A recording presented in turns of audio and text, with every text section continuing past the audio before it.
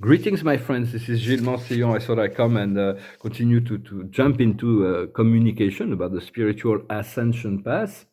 And for it is not it is a challenge. It is not a bed of roses, and to traverse the fourth dimension, to eliminate all the limitations we may still hold with the energies. Some people may have nightmares. When you have a nightmare, the comment on that, just say thank God it was only a dream, because it prevents us from having real karmic experience on the physical plane. And do not try to understand the nightmare, just let it go.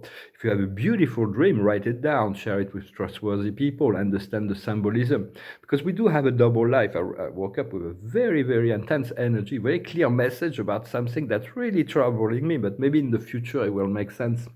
So I do feel this final resolution, and yet my mind is needing to search for solution within my own power, within the now. I'm really tired of being in this waiting mode. I feel I cannot be in this waiting mode forever. It's like, oh, I should go. But so it's like, I keep observing my higher self, acting on my behalf beyond my consciousness, sometimes in the opposite of what I feel, think, and sense. But I have to trust that, even if it doesn't make sense, your higher self, what comes from the higher self, is really what we need to align, because to accept the perfection of the divine plan, everything is perfect. Right? Yet when we are encapsulated within a physical body and having to live in this time of chaos in this place, it's really difficult to understand the totality, that on the total level, everything is internally and infinitely perfect and evolve at its own rhythm and pace. So by developing higher consciousness, we are forced to change our beliefs, to change our habits, to change our judgment, sometimes to change our relationships, to change all kinds of things. And so it's like, and when we become aware, we are of so many things. We may develop guilt, shame, blame, uh, complex of superiority, inferiority. Those are passing things. But if we didn't hurt anybody, or even if we did, we need to ask forgiveness from ourselves, from God, and from the person. But if we didn't hurt anybody, there is no need to feel guilty or shameful or anything for having been through whatever we've been through. So we need to surround all of that to the planet, to the violet fire, to the Creator. And we do need to let go, to be humble before God, for God knows all those things. He has never forgotten anything about us. So, and He will through the mirror of life, through the spirits, He will present us all of that. So all our limitation and all our weaknesses, all our failure will be brought into the light, so that they can be accepted and transformed and surrounded. And love ourselves regardless, because God loves us regardless of what we've been doing. Yet He wants us to become responsible of our thoughts, of our words, and our deeds. So it's good to align with the higher the with the higher self as much as possible, even when we do not understand. It is really hard to break karmic patterns, and it takes time. It's really because we've been programmed and conditioned and created rhythm within ourselves. Also, we have soul connection. Everything is about the soul. The soul is the creative process that makes us the memory seed, and the creative process of the eternal part of all of us. For there is only one soul. It is the soul of God, the universal soul, and we are a fragment of that. Yet we are the whole as well, which is quite interesting as we discover that. But we also have deep soul connection. The deep soul connection are pushing our buttons. They are triggering all kinds of things. They are forcing us to look beyond our comfort zone. I have this very, very strange soul contract, a karmic relation with a young person that I'm not really sure why I accepted this contract. It's very, very bizarre. We knew each other in the past. Maybe we'll meet in the future. But right now, I have to deal with all the energies on a constant daily basis, with all the energies of that person. Yet we're not really in communication outside of telepathy, because she went away, and so it is very strange, to.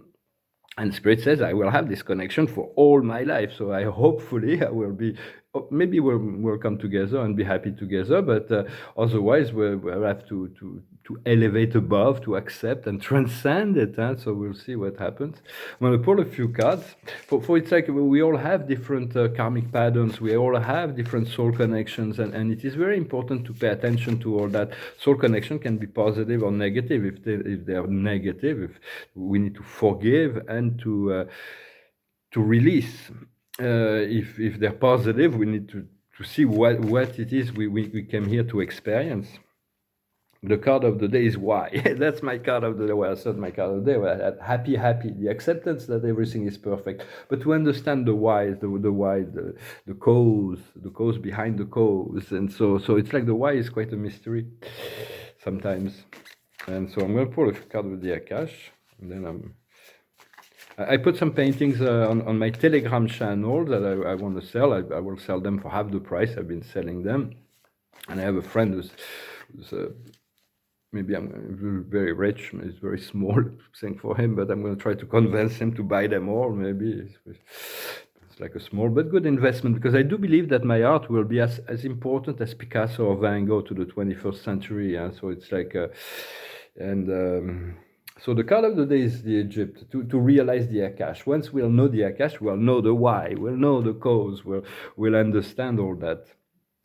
And so I'm going to pull. I'm going to see for the chakras. Those readings are very general, and they might reflect a bit of my consciousness as well. But I'm going to try to make it as universal, as general as possible. And if you want a private session, you can send me an email. Thank you so much for your donations and for supporting the channel. The observer of the day is Shiva, the pillar of light, an enlightenment, connection to the source. Much more power that will be coming in. We need to get ready for that. I'm going to look into the 7 main chakra, where we have some of the same cards that we had in front. And so at the base, the root base is ruled by, is a chakra, is an energy center that we have at the bottom of our spine. And it's ruled by Pluto. And it's been cleared. It's like there is this great deal. It's a hot seat. It's self-empowerment. It's like we need to be conducted. We need to be responsible with the energies. On the second chakra, that's ruled by the sacral chakra, that's ruled by Saturn. It rules all of the physical and the astral plane, and so it is a very important chakra of harmonization, of sexuality, and all that. Here we have the magic carpet, so things are going to fly. And on the physical plane, we've been waiting for a very long time, but they're going to fly eventually. So it's like, just be ready for this acceleration. Our power center, the solar plexus, is our power center. Those are the 3 first chakras are creative, and the 3 upper chakras are receptive. The heart is neutral.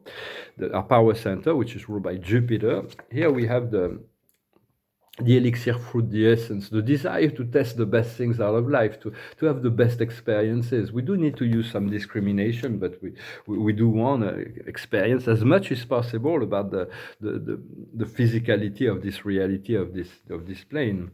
Then the heart chakra, we have the horse play. So it's like to be light, to be able, we're going to be able to play, to enjoy, to stay light, and it's ruled by the sun. Then the 5th chakra is the communication, is all the things that come in and out of our body.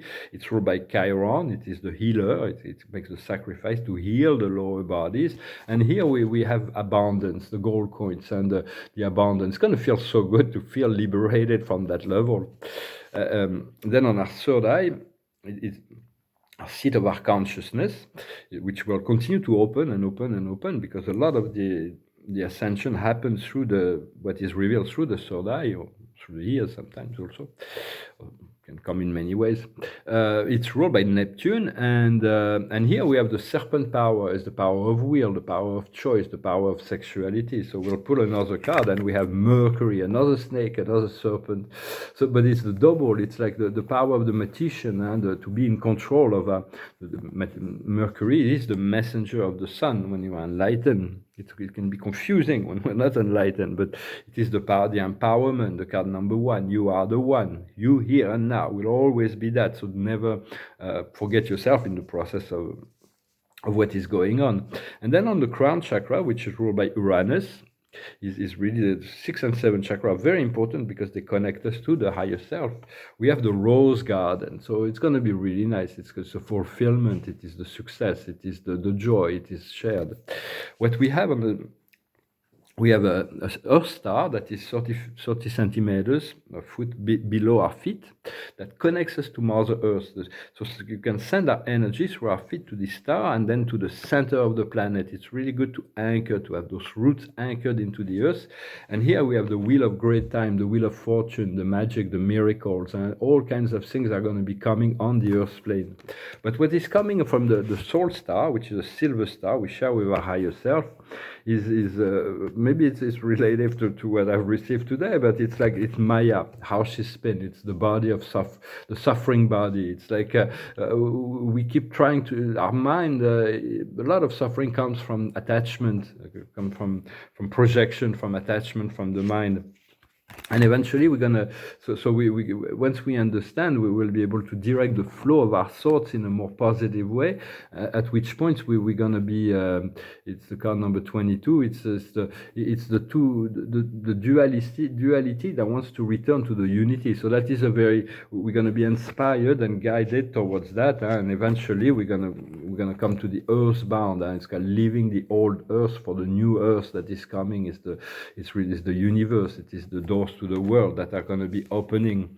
So continue to focus on integrate. It's not easy always to integrate all those things that are coming to us from, but it's all about balance and harmony, and mainly to trust the process. We'll see what happens.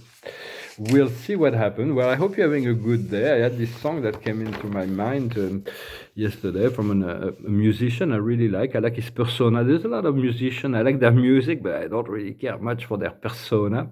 But it's from Eric Clapton. It's been pretty